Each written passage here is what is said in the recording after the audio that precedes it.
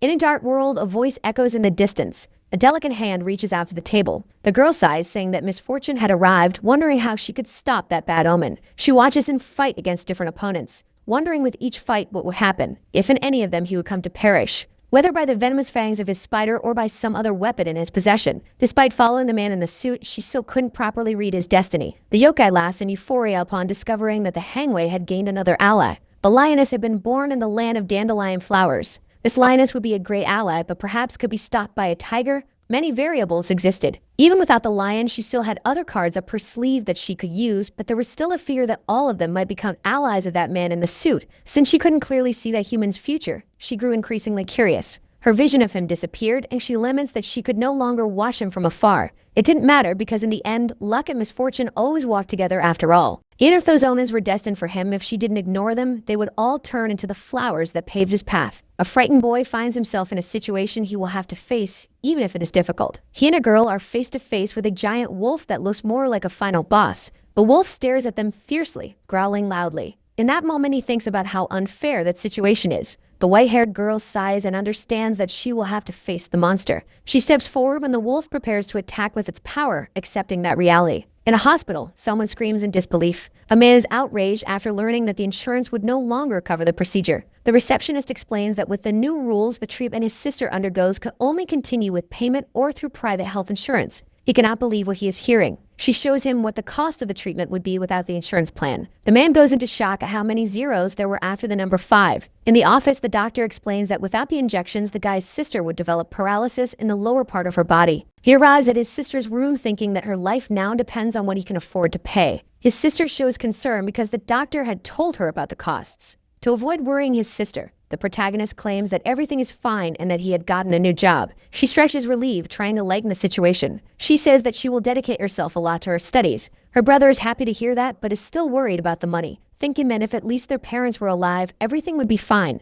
At a well-known bank in the city center, he tries to get a loan, but is rejected. The protagonist is completely defeated by that rejection. He thinks and thinks, trying to find a way out of it. Anguished, he ends up crumpling his document, throwing his wallet at the wall out of sheer rage. The object falls and a kitten approaches mewing. In his head, all he can think about is how to get more money. Puzzled by what was happening and reflecting on what he could do, he clenches his fists, going over his options, knowing that his credit score at the banks was low. Desperate, knowing that he needed to get the money somehow, he grabs his hair. Defeated, the protagonist whines about how much he needed it. He was completely feeling helpless, thinking about how Yejin, his sister, might never walk again without the treatment. He gets up, trying to encourage himself. That couldn't be end of the line. When trying to retrieve his documents, the kitten attacks him angrily. With the cat hanging from his arm, he notices something different. Among the papers in his wallet, he finds a business card. Wondering what that could be, he reads the card. On the card, it was written that if someone needed a job with a hefty salary, they just had to get in touch because they were hiring. Finding it all very suspicious, he wonders what kind of job it would be.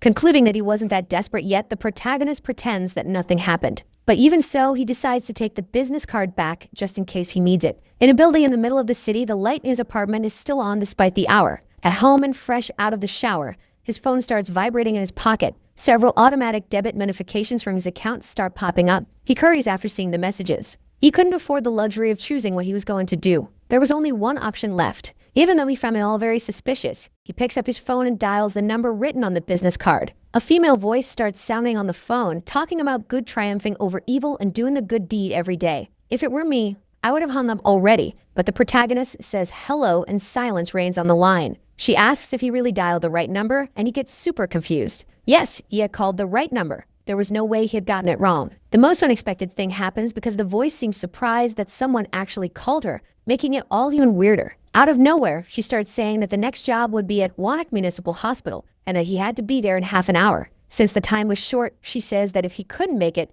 she would hang up the call instantly. And he says he's going. Yuma couldn't believe it when he accepted. Dressed in the dress code that the mysterious voice demanded, he arrives at the designated place. Looking at his phone, he realizes that he hadn't even asked what kind of job it was, already thinking of a way of escape in case it was something too crazy. He is trapped in his own thoughts about the bills when someone approaches. She calls him by name and Lee Dojin turns toward her. He is stunned by the woman in front of him, almost forgetting how to pronounce his own name. The white-haired girl was a true beauty, perfect from head to toe, with a very eye-catching figure. She approaches him, and the world seems to change. He didn't know how to describe it, but after seeing her, he immediately knew he could trust that woman. It seemed that at least it wouldn't be an illegal job, he thought as she introduced herself. He was still shocked by her beauty. But for some reason, while looking at her, he also felt an irrational fear, as if he were drowning in a deep sea. When he came out of the initial shock, he ended up feeling awkward because he realized that this angel on earth was standing very close. She stared at him skeptically, looking deep into his eyes. Lee Dujin started sweating cold with that oppressive stare, wondering if this was a new type of job interview. She turned away satisfied and asked him to follow her. Finally, he decided to ask where they were going and what kind of job it was, and she replied that they were heading to the funeral area. When they arrived, they saw a grieving couple arguing. But it wasn't a couple at all because the man said he was a friend of the girl's deceased father and had come to offer his condolences. He touched her with clearly inappropriate intentions, talking about how he used to adore her when she was a child. The girl reacts, demanding that he take his hands off her. Observing what was happening, the white-haired goddess tells Lee Dujin to get ready. He questions her because he wasn't understanding, but she ignores him and simply pauses to take a sip of what I think was sake. Even though it wasn't anything major, he is shaken by that act and looks away. The old man keeps insisting that this wasn't the proper way to treat a friend of the deceased, especially such a generous friend. Lee Dujin grabs him by the wrist, preventing the disgusting old man from continuing to touch the girl, confronting him about his real intentions. The old man confronts him back and he says he's from the funeral service company. Outraged at being touched by a mere funeral agent, the old man starts shouting. Trying to act tough, he forcefully slaps the other man's hand away. The white-haired woman steps forward to take control of the situation, denying that they were funeral agents but confirming that the old man was indeed the one they were looking for. Both of them looked at her confused. If they weren't funeral agents, then what were they? With the calmest voice in the world, she starts describing the old man's entire life. His name, his age, career, family, everything. Kim Hang-shik looks at her terrified. How could someone know so much about him? She continues and says that in recent years that man had taken the lives of several innocent people and that his last act had been just yesterday. The girl's world falls apart. Her deceased father had passed away in an accident exactly the night before. It seems that a journalist had uncovered what really happened in the accident along with 2 more scandals related to Kim Hang-shik. The smell of incense and the photo of the deceased added drama to the story being told. Apparently, her so-called close friend had been hit by a speeding car that didn't even stop to help. The old man laughs ironically, saying it seems some little brat had hired an investigator. He tries to brag, talking about the important contacts and officials he had on his phone and what he could do with just one call. Without fear, she looks deep into his eyes and proclaims that the karma of Kim Hang-shik was ready. Committing sins and continuing to repeat them for his 60 years of life, he had hurt more people than he should have. For trash like him, one last chance had arrived and she demands that he repent at this very moment. Scoffing at what was being said, he responds that he won't repent for anything and feels sorry for those charlatans. He calls his secretary to schedule a golf game, completely ignoring their presence. Suddenly, a reverberation is heard and the world shifts slightly. She says that their job would start now and Lee Dujin is surprised. Pointing at the old man, she says they should stop him. In the blink of an eye, Kim Hang-shik falls to the ground and everyone is shocked. In desperation, Lee Dujin rushes toward the fallen man, trying to wake him up. Calmly, she says that actually the guy on the ground wasn't really who they needed to stop, but rather the creature ahead, wandering between time and space. Frozen in despair, trying to process what he was seeing, he couldn't believe what was in front of him. There was no way to believe it.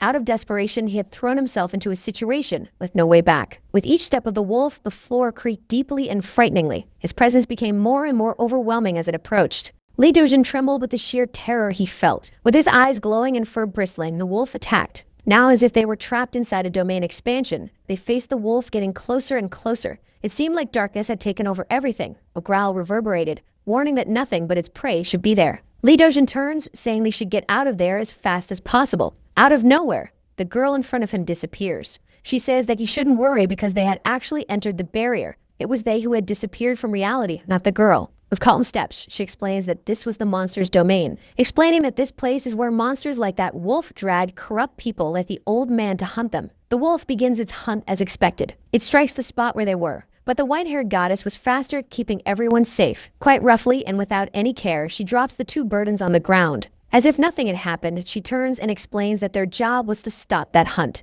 The wolf growls, understanding that they were their only get in its way. It then prepares its attack, no longer just for one prey. Now there were 3. Quickly, the girl raises her notebook, which now contained a magical symbol, blocking the wolf's attack as if it were nothing. Like a defenseless prince, he is saved by the princess, left speechless by her power. Good, says the wolf. At least she had strength that intrigued him. Still confused, the protagonist wonders if this was really happening, or if it was all just a dream. The creature doesn't wait and goes in for another attack. Before it could hit, the goddess pulls him. Part of the hospital wall explodes from the attack. In the middle of all that dust, 2 silhouettes can be seen by the wolf. It becomes frustrated knowing they managed to dodge. Being carried in the arms of a woman, Lee Dujin really was a defenseless prince. Well, if they wanted to fight, then definitely the wolf accepts the challenge. It mocks the situation, thinking the human she had brought was pathetic, surely incapable of harming a fly. But it seems the monster hadn't noticed a small detail, says the goddess. Despite all those explosions, it hadn't been able to harm even a single strand of hair on either of them. Still in her arms, the prince boy wonders what on earth she was thinking, provoking the wolf like that. Allow me to make a proposal, she says. You fight against this human, and whoever gets hurt first retreats. Just a tiny scratch would be enough to decide the winner. The monster gets excited with the proposal after all. A mere human wouldn't be able to hurt it, so it waits until Li Dujin is ready to fight it. Desperate for his life, he starts coming up with excuses not to fight, but his current work partner insists that there's nothing to worry about. She puts him back on the ground. Ignoring the fact that he's nearly peeing himself from so much fear, she asks if he has any weapon he knows how to use. Why would he know how to use a weapon if until now he was just a student, he questions. Well, if he was a dedicated student, at least a bow and arrow he should know how to use, says the goddess, not backing down. He definitely didn't know how to use a bow and arrow. The two start debating what kind of weapon he can use while the wolf waits like an NPC. She couldn't believe he really didn't know how to use any weapon, and pretty boy gets embarrassed for being a total zero when it came to that. The goddess stares at him like he's the most pathetic guy she's ever met in her life. With his honor wounded, he tries to explain himself. And like a soldier ready to sacrifice his life for his country, he says that there is a weapon he knows how to use. Just like with a dog, she then orders him to kneel. She starts an almost sacred prayer, asking for the weapon to be created according to what he imagines. To finish the process, she leans in and gives him a kiss on the forehead. Oh boy, I think our protagonist just fell in love. May your weapon be created according to your desires, she says, looking deep into his eyes. Still in a trance, processing what had just happened, he simply nods. But soon he freezes, snapping back to reality. He couldn't afford to get all flustered at a time like that. From waiting so long, the wolf even takes a little nap. However, when it feels the magic, it knows the preparations are ready, and it starts getting ready for battle. The monster comments on how the human might be weak, but recognizes the strength of his spirit since he no longer shows fear of the battle. Different from before, now he was focused, trying to imagine the weapon he would use. Without waiting another minute, the wolf attacks. And as if by instinct, Li Dujin starts creating his weapon. He studied 3D modeling during college. Being able to visualize and design things virtually was a piece of cake. In fact, he had worked a lot with that before. Closing his eyes, he focuses on the creation. Would those years of studying finally be useful for something? The weapon starts forming him in a blue glow. He can feel something heavy in his hands. At the last second, the object materializes. Without thinking, he points it straight at the wolf and activates the equipment, hitting the monster's paw. Shells fall to the ground as the shots are fired, and their sound fills the entire barrier. The monster is confused by the unknown object. How can a human hurt it like that? Back him away as much as it could. He tries to dodge the bullets. Everything had gone exactly as she had planned. Our boy had finally regained his honor, no longer a helpless prince. Thoughtful, the wolf realizes it had forgotten that humans were capable of sin, but also of punishment. Despite the scare, the monster ends up finding it all very interesting. As agreed before, they had managed to hurt it, so it would withdraw for now. But before leaving, it makes a point of introducing itself, saying it was Bam Siori, one of the six fangs that had been given a name. In response, Li Dujin introduces himself as well. The monster repeats his name as if savoring it. Surely it would make a point to remember every letter of our boy's name. The barrier dissipates and everything returns to normal. Li Dujin breathes a sigh of relief that everything worked out in the end. He looks around, realizing that everything that had been broken had returned to normal. Congratulations, says the goddess, approaching. The danger had finally passed, so they could relax. A snap of fingers is heard, and as if by magic, the weapon in his hand disappears. His phone vibrates, indicating a new message. It seems a payment had been deposited into his account. The goddess tries to explain more to him about the job, but he says it's okay. He'd only come there as a freelancer. He had no intention of continuing to work with something so dangerous. Soon, he was already getting ready to leave. She asked him to wait a second because she wanted to tell him something. When he hears that inside the envelope, there is the same amount of money that had been deposited into his account, he freezes. Affectionately, she asks him to also accept that envelope. Since it wasn't a bonus or anything and he really needed it, he accepts. If he changed his mind and wanted to work with her again, he'd just have it open the envelope, and that was it. She would find him wherever he was, throwing a bit of her charm. The goddess says she hopes he doesn't take too long because she wants to see him again. A car accident happens in the middle of the city. 3 victims are unconscious inside the burning car. One of them calls out the names of the 2 siblings, Yujin and Yijin. Still dreaming on the previous scene, Dujin calls out for his parents. But his sister had other plans for him. He wakes up desperately, feeling the ice she had thrown on him. She seems happy to have woken him up and says that he himself had asked for it. That morning, they had a follow-up appointment scheduled, so they needed to go to the hospital. Yijin lets him know that breakfast is already ready. Remembering the hospital bills, depression hits. But then he remembers that he had received the payment from the job the night before. He grabs his phone to check how much he had received. Oh my God, what an absurd amount that was. Exactly the amount he needed. He couldn't believe it. It was exactly 5 million. He wasn't even paying attention to what he was eating. Too shocked. He could only think about that absurd amount. Wandering around the living room like a zombie, he finally snaps back to reality after stubbing his pinky toe. Yejin sighs, hearing her brothers scream. He really had no cure. We understand your pain, Dujin. Stubbing the pinky is torture. He sees the envelope on the table and remembers that inside it was the same amount. Should he open it? Just take a look? Just a little peek. At that moment, he remembers what the goddess had told him the night before, including the part where she said she would find him anywhere. Staring at the envelope, he wonders if that was really possible. The saying that curiosity killed the cat had never felt so real. The voice of the goddess reverberated inside the room. Frozen in place, he hears the voice coming from behind him and slowly turns around. There is a lump under his blanket. He grabs it and lifts it, only to come face to face with the goddess lying right there in his bed. I wouldn't have reacted like that, but who am I to judge? Scared, our protagonist asks since when she was there. Suddenly, he hears his sister's voice asking if everything's okay. Realizing she was about to enter the room, he thinks about acting as fast as possible. But I think the tactic he chose wasn't one of the best. Yejin looks at him incredulously, trying to understand what her crazy brother was trying to do. He complains about knocking on the door while being in a highly suspicious position. In response, she pretends to knock on the door and insists on talking to him. She says she heard a woman's voice coming from his room, and awkwardly, he says it was from a video on his phone. She looks at him, seeing the perfect opportunity to tease him. Poor brother, so lonely and without a girlfriend despite his age. Desperate enough to do this even during the day. After leaving the room, she says she's going to the convenience store so he can have some time alone. A huge misunderstanding had just happened. Feeling awkward and looking at the goddess lying in his bed, Lee Durjin comes to the conclusion that this misunderstanding was better than having to explain the reality at a cafe near his house. The two are sitting at a table while he's still trying to recover from the fact that he had dealt with a woman in his bed for the first time. A news report on the TV catches his attention. It seemed that Kim Hangshik had died in a car accident. He gets confused by that news since that was the old man they had saved from the wolf yesterday. The goddess confirms that it was indeed him. Ironically, the old man had died the same way his victims had. Thanks to saving him from the wolf, Kim Hangshik's soul was properly sent straight to hell, the goddess comments. And Lee Dujin is confused upon hearing that. But what exactly was she? After all, as you might have guessed, the goddess is actually from the underworld. Not wanting to fully believe that, he wonders if she was just a lunatic. However, considering everything that had happened, he had helped her prevent the hunt for impure souls in order to guide them to hell. She comments that what he said wasn't entirely wrong, but had two key details. Her job was to subjugate the evil within each person and stop the demons that tried to feed on them first. That part about guiding souls wasn't her job. It was about protecting them so they could follow their path. So in summary, they would have to protect human souls from those demons like the wolf from before. Those monsters are the only beings that weren't born with the universe. They were born from the sin of humanity. Everything that doesn't belong to the creation of the universe. That came from the scum of the human soul. Those who live beyond the boundary of life. Supreme predators of all evil beings. We call them Makduji. The birds were singing and sounds of explosions echoed through the forest. A half-wolf man seemed to be training his skills. Bamsuri appeared to be completely focused and absorbed in his training. Satisfied with the last strike he had delivered, he ends his training. Someone laughs loudly from the top of a tree. The invincible wolf lost the fight to a mere human, he mocks. His little tail moves curiously. Who would have thought that such a handsome furry,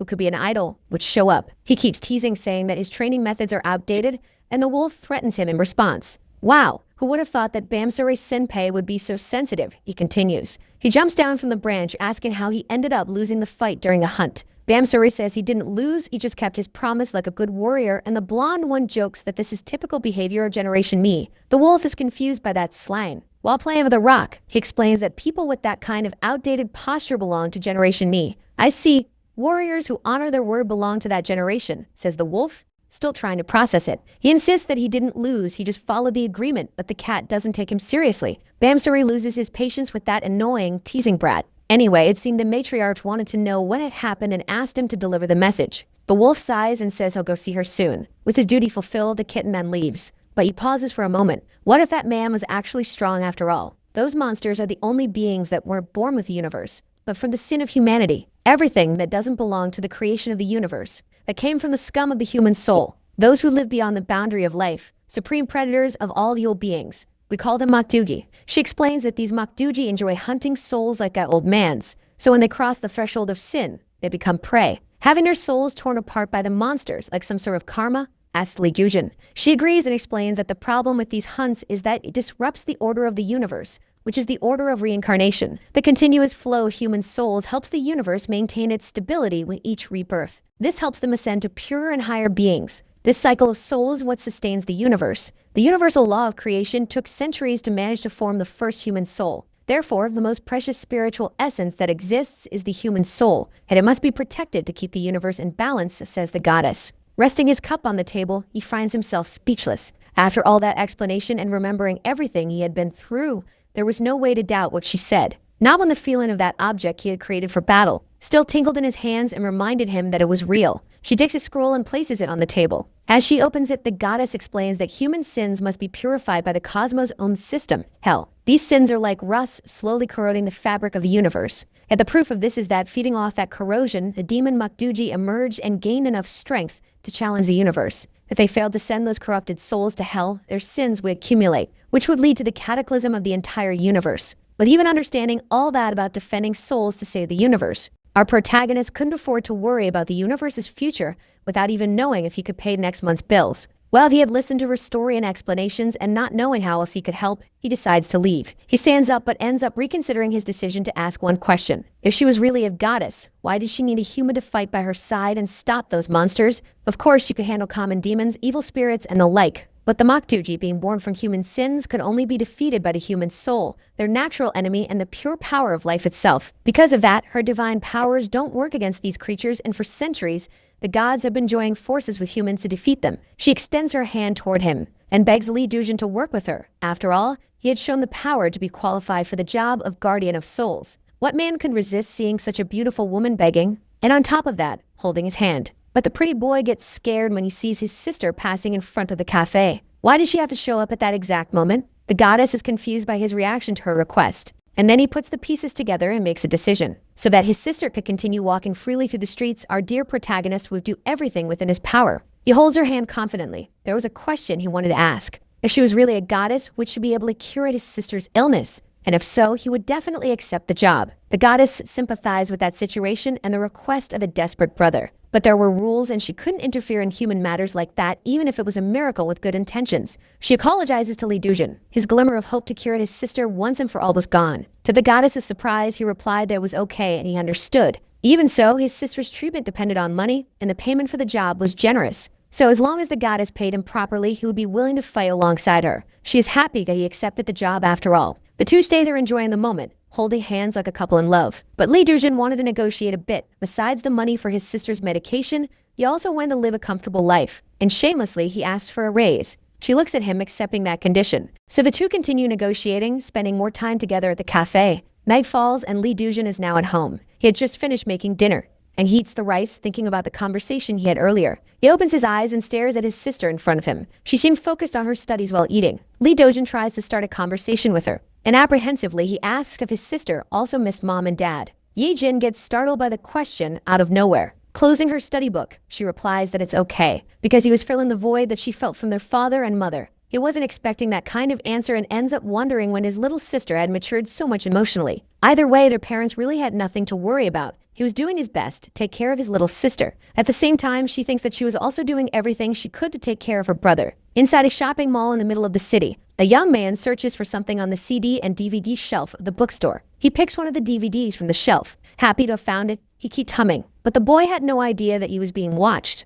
The boy is happy to have found the DVD he wanted. Suddenly, a small creature calls him. He takes his hat off his head and covers the little creature, scolding it, saying he should be more careful because humans are afraid of mice. Little Mouse squirms inside the hat, apologizing. Interested in why it had saw him out, the blonde-haired boy asks why it appeared there. It seems that this boy was on a hunt, and the little mouse had gone there asked to fight by his side. He replies that he would need help. Sadly, the little creature says that the human had used a new object to defeat Master Bamsuri. And that was exactly why he didn't want help, because with just one shot from that object, the mouse would be sent straight to God. It gets even sadder hearing that. More than anything, it also wanted to fight against this human that everyone was gossiping so much about. Thinking quickly, it says that unlike a sword or a spear, that object would eventually run out of ammunition. The number of little mice it had gathered to fight was definitely more than enough to deal with that. Besides, they had made a vow. The boy agrees with what it said. They really had made a vow to the matriarch, promising to give up their lives for the cause. But that wasn't exactly what he was thinking. His goal wasn't to lose his life in the fight, but to survive it. But the mouse says that unlike them who had already been given a name by the matriarch, even though they wanted to survive, they had no right to choose. They were willing to die if necessary. Tired of their insistence, the boy ends up accepting. Their sacrifice would be welcome, for the sake of salvation and the strengthening of the Makduji. He puts the hat back on his head with the mice inside and tells them to get ready for the fight because the day of the hunt was coming. They started the first week of training. Lee Doojin was doing his best in the exercises, while the goddess was taking notes on his progress. "Stay strong, my boy. You're going to need to get strong as soon as possible." In that first week, he had gone from running 50 meters to 3 kilometers. The goddess accompanied him as if running that many times a day was nothing special. He asks if it was really necessary to run that many times a day to measure his stamina. She replies saying that she needed several samples based on his stamina. Only then could she create an efficient training plan for him. Asking him to trust her and keep following, the goddess keeps a steady pace in the run. The two keep running until sunset. In the second week of training, they went to the gym. He prepares the bars with the weights and takes a deep breath. Shaking like a leaf, he lifts it and gives his best to keep holding it. Like a true weakling, he puts the weight back on the ground, exhausted from the effort. In response, the goddess praises him, saying he did well and should already add a bit more weight to the bar. Lee Doojin was completely defeated. In the third week, they went for a more intense training that involved endurance. She gives him instructions while Lee Doojin focuses on not kicking the bucket. On the last day, our protagonist could only crawl on the ground. If God wasn't with him in battles, he would definitely be with God after this training. Almost there, he was nearly reaching the goal that the goddess had set. Upon arrival, Lee Doojin clung to the pole as if his life depended on it. To his dismay, the goddess says he was still 12 minutes slower than the previous day. And she adds that the next step was to run to the hot spring a few kilometers away. Poor our protagonist is being tortured and not even in the way he would like. To motivate him, she says that if he manages to reach the hot spring in under 10 minutes, she will grant one of his wishes. Despite being defeated, her words end up working. And through the strength of determination of a man clearly being manipulated by a woman, he gets up determined to accomplish the goal. Lee Doojin starts running as fast as he can, and in his place, I can't deny I would do the same. 18 minutes and 25 seconds passed. He had given his best, but even so, he still ended up failing. The goddess offers him a bottle of water and says that despite everything, he did well. She announces that even though he didn't make it within 10 minutes, because he dedicated himself over those 3 weeks, she finally had enough samples for them to begin the real training. Without giving the boy a single break, she suggests they start the specific training that very day. Trying to bring his soul back into his body, Lee Doojin listens to the goddess's explanation. She says that the power of creation he's going to use depends on his life force. He questions what that means, and she says that in her world, this force is known as Bak. But before starting, she had to measure how much Bak he had at the moment. She burns an amulet that was in her hands and cast a spell for a magical barrier to be formed. Gradually, the barrier begins to grow and starts surrounding the area around them until it completely covers the area of the hot spring. Now they could finally start training back. From that moment on, Lee Doojin would stop being just an ordinary human and become a guardian of souls. If he wanted to survive the battles, he would have to pay close attention to the teachings from that point forward. Inside a library, a girl screams in frustration. While watching Matu through a screen, she complains about how her plans with Chasa had been ruined because of him. It seems that Chasa is the name of our goddess, and this girl definitely likes her a lot. She keeps complaining about how much he improved during the training and how much that irritates her. Chasa turns toward the screen in her direction and asks Sorang to start measuring Lee Doojin's Bak. She starts activating the system while still mentally complaining about our protagonist. He kneels in front of Chasa just like he did the last time. She asks that just like he did with the rifle, now she wants him to create a small metallic cube. Lee Doojin remembers the feeling he had that day and tries to create a cube as she asked. Keep it the same size, but try to increase the weight of the cube, she says. Gradually, the cube starts sinking into the ground according to its weight. She asks him to keep increasing the weight until she tells him to stop. A clap can be heard. Kasa asks Sorang to send her the measurement data. A ball in the shape of a kitten appears from the magic circle. It floats over to Lee Doojin, who's still kneeling. Him with a small thread, it connects to him. He asks what that is, and Chasa replies that it is a way to measure Beck. Nothing he needs to worry about. A number appears on the screen of Sorang's panel. She says that it's above 90, and since the average is around 100, they could finish the measurement there. But Chasa disagrees and says that he is definitely capable of increasing it even more, and asks to be notified when he gets close to 180. Sorang is shocked by Chasa's request. Meanwhile, Lee Doojin remains focused on increasing the weight of the cube. Chasa asks if he is feeling any fatigue or physical discomfort, and he replies that he feels normal, nothing strange. Focused, Chasa says that the experiment will not cause him any physical harm. Upon hearing that, he breathes a sigh of relief because since he was using his vital force, he thought he might faint or something like that. Since there was no physical harm, it should be fine. But Chasa scolds him, saying that just because using Bak doesn't cause physical harm, doesn't mean it's not dangerous. Meanwhile, in her office, Sorang is surprised by the numbers on her screen. Normally, humans reach at most 130 in Bake, but he was already reaching 153. Back at the training ground, Chasa remembers a detail and warns that when his Bak is reaching the limit, Lee Doojin will experience a small nosebleed. and she says that he must remember exactly the sensation he feels here during training, because in battle that will be the only warning he gets before his bake runs out. He asks what would happen if he continued using back anyway,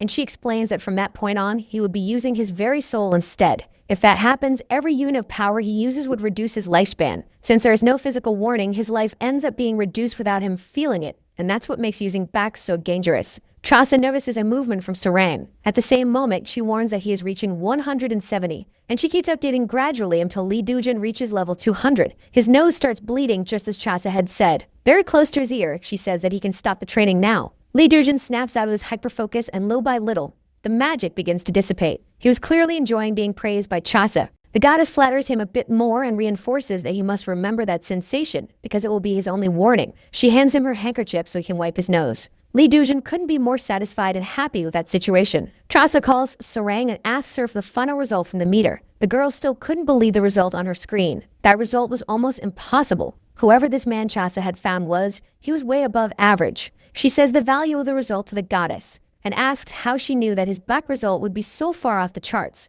Chasa just looks at her and smiles. She begins to explain and says that Lee Dujin has high bake because he inherited a Yuji. He looks at her, wondering what a Yuji is. Chasa asks if, on the day of his parents' death, either of them had made a request to him. At that moment, he ends up remembering. On the day of the accident, his father asked him to take care of his sister. He tells this to Chasa, still feeling nostalgic. And she says that when someone is dying, it makes a desperate request to someone, and that person accepts it. The back of the person who made the request passes to the person who accepted it wholeheartedly. And that is what's called inheriting the Yuji. Lee Dujin reaches his hand out to the cube he had created. That power was the back that his mother and father had passed on. The goddess kneels in front of him. Taking care of inherited back is not something easy to do. That result confirms how dedicated he has been to that request. Surely Lee Dujin's parents trusted in his ability. Shaken by Chasa's beauty and by what she had said, he quickly stands up. He needed to cool his head as soon as possible. He didn't want her to see him crying. Filling a small container with cold water, he throws it on himself to calm down. The goddess watches him without understanding why he did that. Now soaking wet, Lee Dujin is freezing to death. He approaches Chasa, apologizing for the abrupt act. She smiles, finding him cute, and says that the training for the day is over and he can go home to rest. But first he needs to find a way to soothe his puffy eyes from crying. With the sun setting, they head home. Morning comes and the birds sing. Lee Dujin gets ready to leave while his sister puts away the breakfast dishes. She asks what he's going to do, judging by his choice of clothes. And she's surprised to hear he's going to the gym. He says that his new job depends on his physical condition, but it's nothing for his sister to worry about since it's a safe job. They say goodbye and Lee Dujin heads out to train. Still washing the dishes, Yijin was clearly worried about her brother's new job. Walking down the street, he remembers the sweet words of the goddess the day before about the back he inherited. In his mind, her voice echoes, saying that when someone is dying, it makes a desperate request to someone. And if the person accepts that request with an open heart, the back of the person who made the request passes to the one who accepted it. From that moment on, the person becomes responsible for that request, carrying the wishes of the deceased. Because of this, Lee Dujin no longer felt alone since his parents' bake was with him. Knowing his made starting that job worthwhile, Gatrons gathered to form the training barrier that prevents any human from entering that area.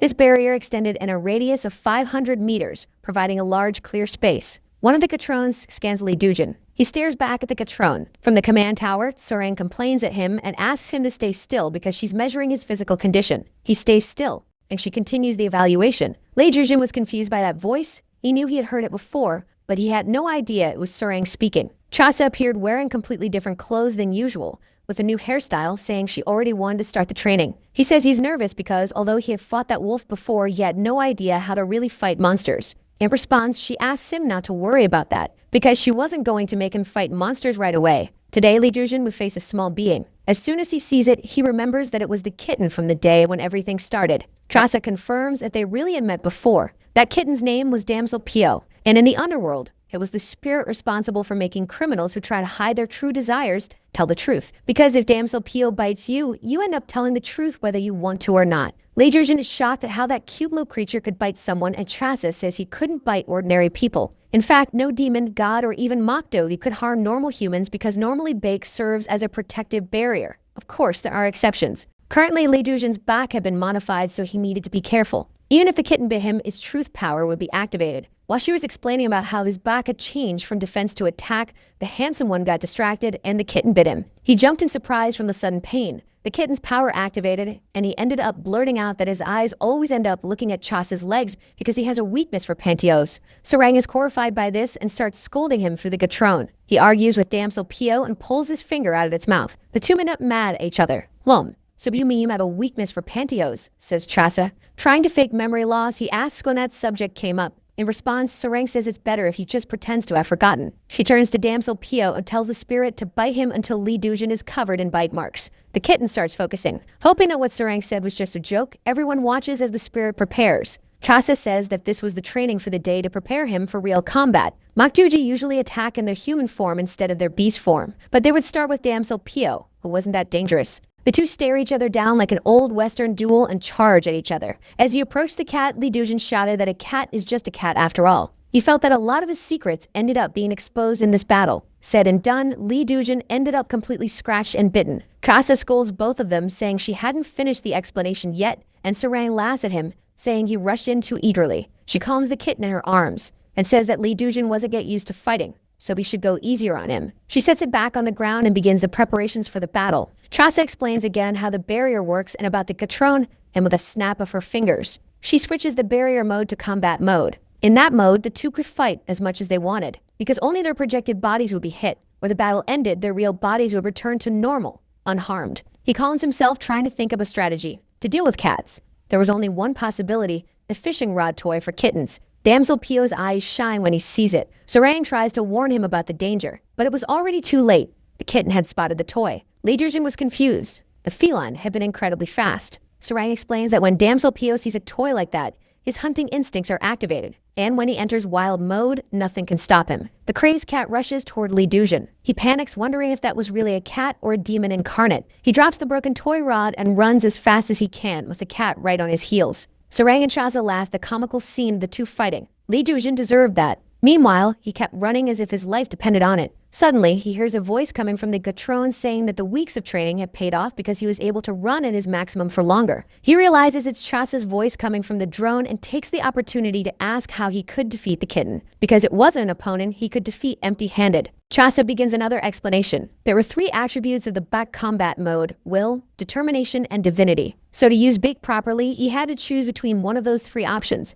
The kitten had already caught up. It was time to try. The first one he would learn was will. If he could use it correctly for a period of time, he would have the physical strength of a Makduji. This includes agility and reflexes on par with his opponent. He asks if this will-based ability was something he could already use, and Chasa replies no. Lee Dujin begs her to just teach him how to win, the details and theory he could learn later. The kitten's meow turned deeper, and right after, an attack was fired in his direction. Damsel Pio was thirsty for a good fight. He's shocked by the fact that the cat shot a laser from its mouth, and she replies that it was a spirit that hunts demons after all. Chasa says that if he starts using the second attribute, which is determination, he would be able to shoot lasers, just like Damsel Pio. And in addition, he would be able to control other elements like fire and even telekinesis. Damsel Pio prepares and gives a small demonstration of fire power so that Lee Dujin could understand. His soul leaves his body when he sees the water evaporate in seconds. Chasa's voice can be heard again, and to his sadness, she says that the determination attribute also requires many years of training. Lee Dujin begs her to organize all this theory into a book for him later.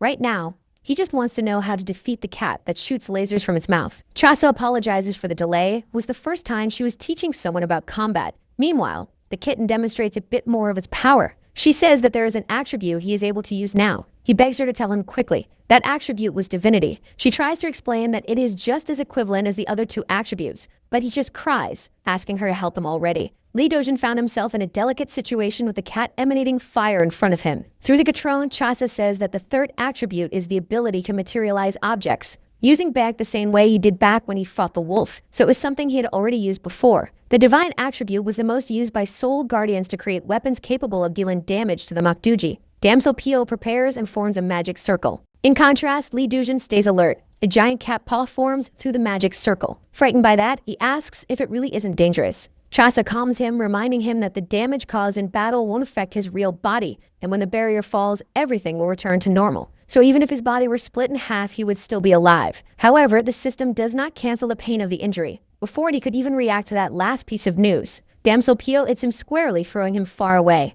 Even though he was unharmed, the pain really felt real, just as Chasa had said. He hears another attack meow from the cat. A new attack was coming his way. Lee Dujin couldn't keep running forever. He had to find a way to defend himself. He formed an iron shield that reflected Damsel Pio's attack. The impact had been strong, but he managed to hold it. One of the Catrons approaches him. Sarang admits that he didn't do badly, and Chasa praises him, happy with the result. Even without using defense techniques, he managed to repel the attack by materializing an iron shield. The divine attribute, depending on how it was used, could even replace the other two attributes. He starts imagining a more functional way to use the shield. Done, now defending himself was no longer a problem. Trying to focus, he starts materializing other objects. Now it was his turn to fight back. As they observe the fight between the two, Sarang asks what kind of reaction could be generated through that combination of shield and weapon. Just having reached that combination on his own had already made the training worthwhile, yet she still questions Lee Dujin's capability. Chasa replies that until now, all the soul guardians who came before him had only managed to materialize simple weapons like swords and spears.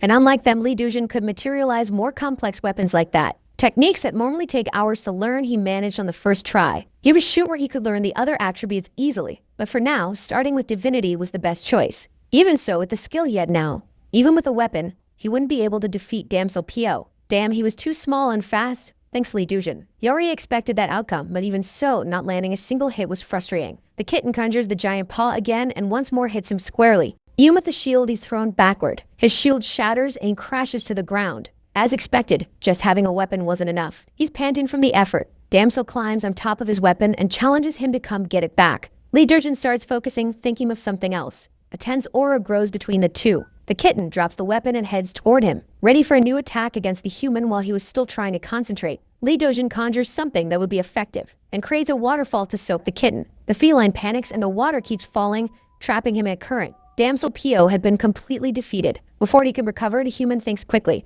Now relieved, he celebrates with the kitten now trapped in an iron cage. Sarang is in disbelief that he had just managed to create water. Creating that huge amount of material with no defined form usually takes much more training time. He had only manifested Bake as an object twice that day. How was he able to create water? Chasa says that maybe within the scope of the divine attribute and because of the amount of Bake he has, his creation capacity goes beyond what is normally possible. They sit on a bench to relax after training. The result of everything had been excellent. The goddess didn't expect that he would manage to defeat Damsel in such a naive way. They say cats who like water are so rare it takes 3 generations to meet one, he says, a little embarrassed. No matter how special the kitten is, it will still respond to its nature. Well, even though it's early, Chasa ends the training for the day and gives Lee Dojin homework for the next 3 days. She hands him a book and says that during those days, she would like him to study the structure of those weapons to make it easier when materializing them. The main weapons were already marked in the book. He opens the book and sees that everything is very well detailed. To finish, she says that the back he used during training would be fully recovered after a day of rest. He finds it funny because all of that felt a bit like the games he used to play. Chasa also asked him to be prepared because there was a person whose Beck was about to be corrupted. She asks Sarang to play the video with the person's face. The image of a woman appears and the voice from the Gatron says that one more minor offense and the woman would become a target for the Makduji. Lee Jurjin looks at Chasa and asks what that meant. Then she confirms that soon they would probably enter battle together. Meanwhile, in a large company downtown, Jin he analyzes the photos of some boy is disappointed with the lack of beauty in all of them. There was one in particular who caught her attention, but if she messed with him, she might get into trouble. She chooses to, who at least were worth the effort. She makes a call to someone named Manager Kim and asks him to call boys number 3 and 8 to the club that night. But it seemed like their debut was the next day, so they couldn't. Still, she insists because their debut had nothing to do with her fun. The manager kept refusing, which annoyed her enough to threaten the boys' debut success since her company was responsible for the show. Jin he hangs up the phone angrily. Those idiots were really getting on her nerves. She grabs her bag ready to leave and demands that her secretary call the car and inform the club that she was heading there. Fiddling with her bag, she checks if she had enough for the night and is pleased to see that it would be more than enough. Meanwhile, outside the building, a Makduji observes her. Who would have thought that woman's back would already be so low? By his calculations, by the next morning, she would be completely drained. She wasn't really his type, but well. Considering all the bad things she had done, there was no other option but to devour her. The next day, at Lee Dujin's apartment, he is focused, trying to memorize the book Chasa had given him. There were so many details to learn. Definitely, the techniques of will and determination were still far beyond his learning capacity. The book said, infuse Beck into your spinal cord to strengthen it, or grant the energy of fire, mix it with Beck, and make it explode. But even so, despite reading, he had no idea how to do that in practice. Lee Dojin concentrates a bit of Beck in his hands, Maybe the divine power of materializing was easier because since he was a child, he always liked to create things. If Chaza was right, his back would return to normal after a day of rest. Compared to the training day, today his body felt much lighter. Alright, now that he was in better condition, could he already go out? Lee Jurgen opens the curtain and to his surprise comes face to face with his sister still awake. She asks where he was going at that hour, and he says he was going to a friend's grandmother's funeral. Yejin gets confused because as far as she knows, her brother didn't have friends. He tries to dodge the subject, saying that he met this person recently, and that his name was Damsel Pio. Anyway, he would be back home soon, he says while quickly fleeing from his sister. Keeping secrets from her was really difficult. She watches him leave while thinking that Damsel was actually a pretty cute name for a person. Inside a huge building, Lee Dujin and Chasa are sitting in the lobby. She asks him to calm down a bit, but he was clearly very nervous. It wasn't like it was his first time fighting a Mokduji, but sometimes ignorance is bliss, and now he knew all the details. Casa announces that the target would be arriving soon. Like a good ordinary person, he tries to distract himself by reading the magazine in his hands, but he ends up noticing a detail while flipping through it. A piece of clothing that seems simple in the magazine cost more than his monthly expenses. But wait, it seemed like he had seen that outfit before. The clothes Chasa was wearing were exactly the same as the ones in the magazine in his hands. Out of curiosity, he asks how she gets those clothes, and the goddess says that her secretary makes the clothes for her according to the fashion of the era. He remembers the different voice he heard from the Gatron, and Chasa confirms, saying that voice belonged to her secretary, Sorang. It seemed that Sorang was quite interested in fashion and inspired by the magazine she subscribed to produced Chasa's clothes. Lee Dojin finds it amazing that her clothes were made with magic and continues flipping through the magazine. He compliments Sorang and the two keep talking for a while. A little later, Chasa senses the presence of the Mokduji's prey. It was Yu Jinhee, and her sins had exceeded the allowed limit. He asks where she is, and Chasa looks toward the hotel entrance. The door opens and a woman walks in accompanied by a younger boy. It seems that she owned an entertainment company that works with recruiting new idols. And the boy by her side was one of her victims and the reason she had surpassed the sin limit. She used to pick one of the boys who were about to debut in her agency, and with promises of guaranteeing their success, she played with their dreams and then discarded them like old dolls. To keep them quiet, she manipulated the major media to create scandals that would destroy them socially. The problem is that she enjoyed watching her toys being destroyed. Lee Durjin sets the magazine down on the table. So that woman Sorain had shown him a few days ago had lost the back defense power, just like that old man from the previous fight. Chasa confirms and says that even the strongest and purest bake loses its power when people act with bad intentions and commit crimes. And the more they accumulate this karma, the moment they exceed the limit, that's when they become prey for the Mokduji. But whether being hunted by a Mokduji or not, Ju Jinhee will die in this hotel room around 3:15 in the morning. Chasa sets her clipboard on the table and warns that this will happen within half an hour. She still didn't feel any sign of the Mokduji's presence, but they still had some time. The pair composed of Ju Jinhee and the boy head to the elevator to go to the room. But before the elevator closes, Lee Dujin and Chasa step in and accompany them. Ju Jinhee looks suspiciously at the two. To divert her attention, Chasa confirms that her room and Lee Dujin's are also on the 12th floor. The older woman compliments Chasa's beauty and asks if she already works for any idol agency. Then, intending to recruit her, Ju Jinhee introduces herself as an agent, inviting the goddess to visit the company one of these days. Chasa smiles and gives the most compromising excuse possible. Holding Lee Dujin's arm, she declines the invitation, saying that she's going to marry him, and after getting married, becoming an idol is something difficult to do. Ju Jinhee expected anything but that answer. It was truly a shame. Even though it was a lie, the handsome one was clearly shaken by what Chasa had said. He wasn't prepared for that blow. Meanwhile, Ju Jinhee turns to the boy and says he should stop smoking and take better care of his skin because soon he would have a commercial to shoot. Upon hearing which company it was for, he becomes suspicious because a commercial had just been released with another boy she used to date. As soon as he says that, her aura changes and Ju Jinhee lets slip that soon that boy they were talking about would be exposed for being addicted to gambling. The boy comments that he didn't expect that from him, but surely she must know all the dirty secrets of the people who work for her. Lee Durjin feels uneasy hearing that, so that's how she rotated her victims. The two pairs arrive at the 12th floor and walk toward their respective rooms. After they separate, he becomes curious. If she was going to die that night, how was that going to happen? She doesn't seem sick or like the type of person to take her own life, but Yun Chasa says she doesn't know what the cause will be. No one can control the future, and even though we know what time a person's life ends, we don't know exactly how it will happen. Lee Durjin asks if it could be some kind of accident in the hotel, but Chasa says if it were something big, the place would be full of agents like her. But if it's not a large-scale accident, what could be the cause then? Could it be that one of her former victims is behind it? Maybe it could be. Maybe people hate her. So there's a big possibility that someone from her past is the cause. But if that's the case, that means the possible perpetrator could be hiding somewhere in the hotel at that very moment. They should stop it. They couldn't allow someone to become a criminal and have their back reduced as well. Chasa turns to him and says that, in that case, he needs to make a choice. If the cause of Ju Jinhee's death really is homicide, then they have two paths to choose from. If they decided to prevent the homicide and save Ju Jinhee, they would have to fight against the Mokadugi that would come after her soul. On the other hand, if they let things flow and the Mokadugi arrived a little late, it wouldn't reveal itself to them, avoiding the battle. So what would Lee Dojin choose? Recover her soul without preventing the homicide, or prevent the homicide and fight the Mokadugi?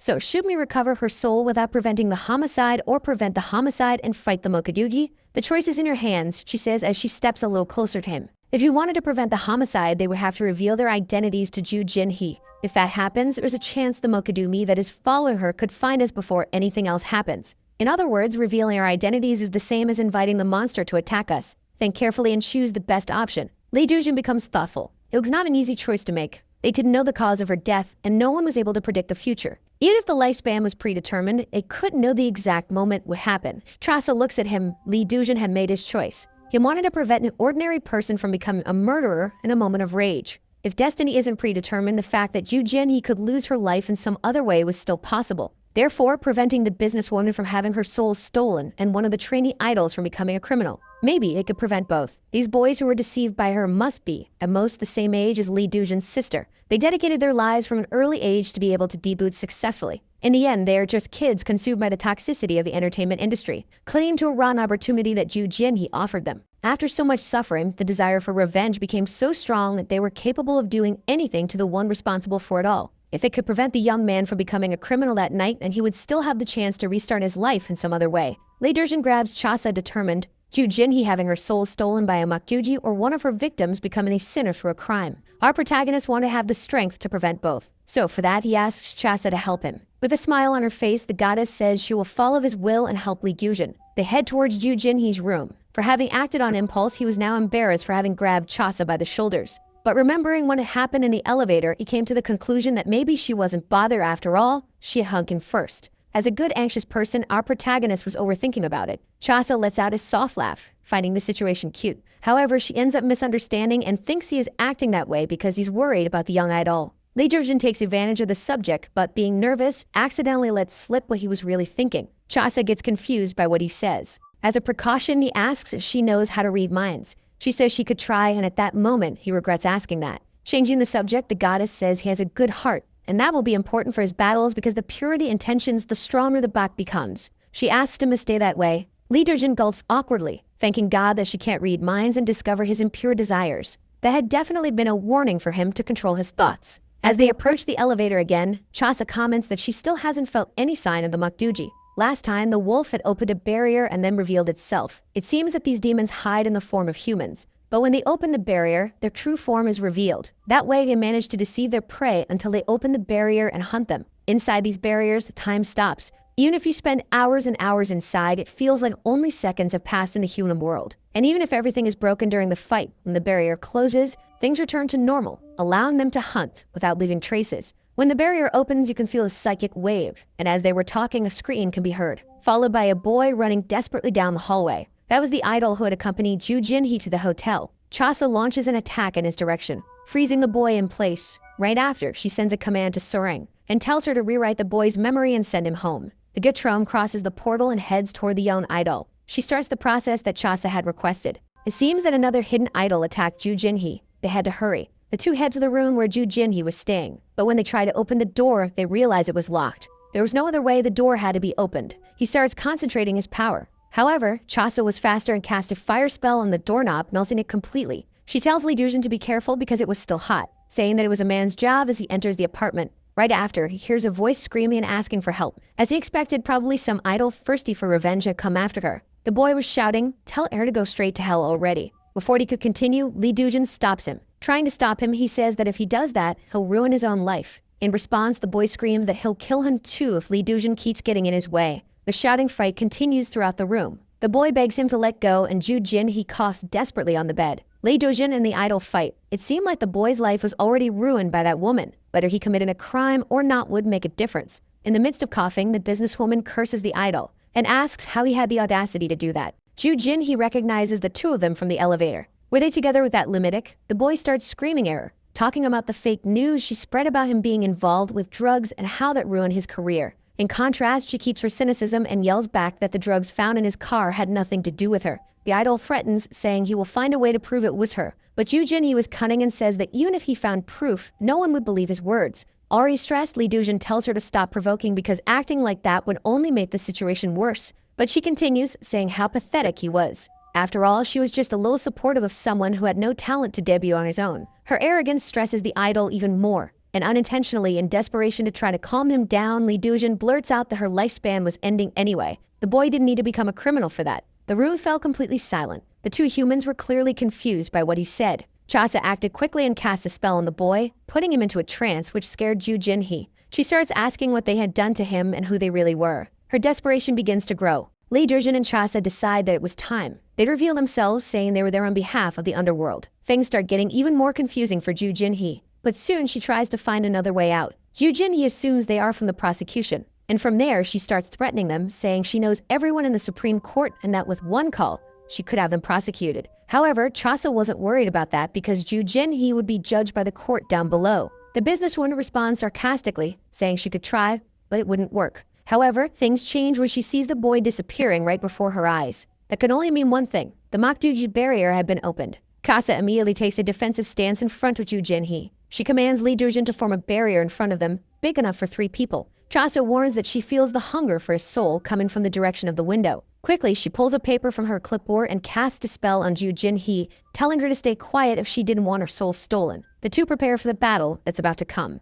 As a precaution, Chasa moves Yoo Jin-hee to another spot and Lee Doo-jin announces that the barrier is ready. Suddenly, he hears the sound of something hitting the shield and stands up to see. A knife was stuck there. Chasa warns him not to look over the shield. The fight was just beginning. The sound of glass cracking can be heard throughout the room. Right after, the window shatters, and several knives identical to the previous one are launched in their direction. If they hadn't made that shield, it would definitely already look like porcupines. The barrage of knives seemed endless. With the impact, some small pieces of the shield were breaking off and hitting Lee Doo-jin. He starts asking if the contract they made included life insurance, and Chasa tells him not to worry. Gradually, she begins to cast a spell, and a golden circle forms in front of the shield that was protecting them. The knives fly toward that circle, while Chasa continues chanting the spell. As soon as they hit the golden circle, all of them are reflected back. The attack stops for a few moments. Lee Doo-jin wonders if it was finally over. Suddenly, they hear a young voice coming from the direction of the window. 2 people enter the room, stepping over the broken glass, and the sassy little cat appears again. He comments that, judging by the size of the shield, a lot of bake must have already been used. Mocking as always, he starts saying that if they just give up that soul now, they won't even have to fight. But not letting him continue with his nonsense, Chasa commands Lee Doo-jin to start the attack. As ordered, he projects the weapon and starts the attack against the 2 Makduji. One of them is hit while the blonde one escapes to hide on the window ledge. "Oh, come on," he says. I was still in the middle of my speech. His contacts hadn't warned him that the human could use more than one weapon at the same time, but it didn't matter since he wasn't alone anyway. All excited, he introduces his companion as a surprise card from the Makduji against Lee Doo-jin's type of weapon. The puppet turns and asks the blonde cat if he's really okay trusting that fight to them, and the cat says yes. He wanted to see what they were capable of. With that, they begin to prepare for battle. Gradually, rats that were hit start falling out from inside the puppet. Lee Doo-jin gets worried about that. The power of each shot was really great, but even so, he could only hit 1 rat per shot. From that moment on, Lee Doo-jin would have to count his bullets carefully. He reloads his weapon. The rats attack, saying he won't have enough bullets to stop them. Even so, he tries an attack. There was no way to hesitate now. There really were too many opponents.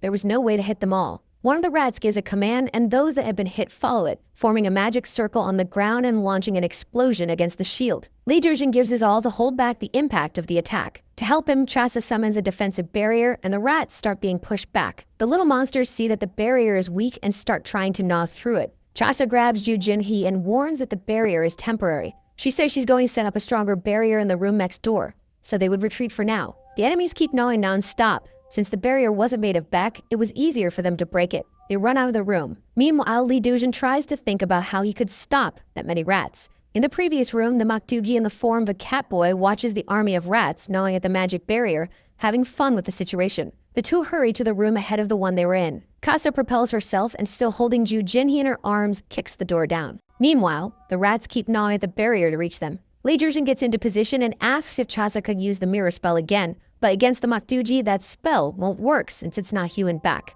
He's shocked to realize that all those rats were Makduji. and the goddess comments that it's the first time she's seen a demon colony like this. Seeing how they move to work together, it seems that all the rats share only one consciousness. Chasa pulls out another paper from her clipboard and summons another barrier while they assess the situation. And so a magic protection circle is formed. She asks if he can create any weapon besides that one that could stop all the rats at once or at least in greater quantity. But besides the one he was using, he could only create others that were smaller in size and power because he hadn't memorized the internal structure of the more complex ones yet. Chasa sighs, thinking about what they were going to do. It was risky, but it was possible to manifest objects without knowing all the details about them. And given how the situation was progressing, in order not to be defeated by those rats, they had to try. The goddess asks him to sit on the bed. Meanwhile, the Makduji colony keeps trying to break through the first barrier. Inside the building, Chasa explains that she would try to manipulate Lee Dujin's back to activate 100% of his brain for a few seconds. However, they had to be careful. Unlike using back to create something when using it on the body itself,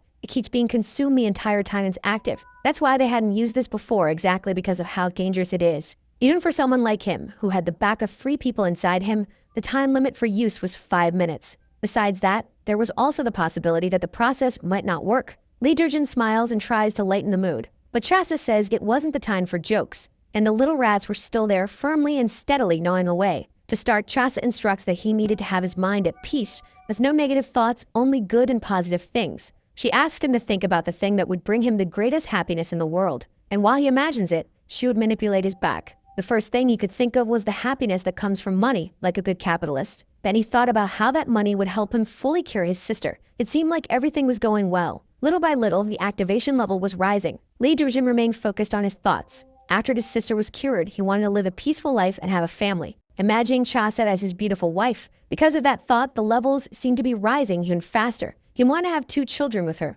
a boy and a girl, maybe a cat and a dog as pets. The magic was working, and at a speed that shocked Chasa. Meanwhile, he kept imagining the happy family life he wanted to have with her. She gave a command and woke him from the beautiful dream he was having. It was time to fully activate his brain. But Lee Dujin was still in a trance. He saw the goddess in front of him as the sweet wife of his dreams, confusing reality. And his dreams remained vivid in his mind, with things between him and Chasa getting hotter and hotter. Excited by what he was thinking and how that idea made him happy, the activation level surpassed the expected limits. Back in the other room, the cat boy was watching the determination of the little rats and thinking about how strong the goddess really was. A simple barrier like that should have already fallen by the time they'd been gnawing, but anyway, it wasn't him fighting anyway. He keeps playing with one of his weapons and says he wanted to see how long they would hold out against the rat colony. Finally, the barrier seemed to start cracking as small holes began to form. Chasa was completely impressed with the result. Lee Durjin had managed to activate 100% of his brain with unexpected success. As if they had been waiting for that, the Makdui finally managed to break the first barrier and headed for the second. To break the second barrier faster, they activated his spell that sacrificed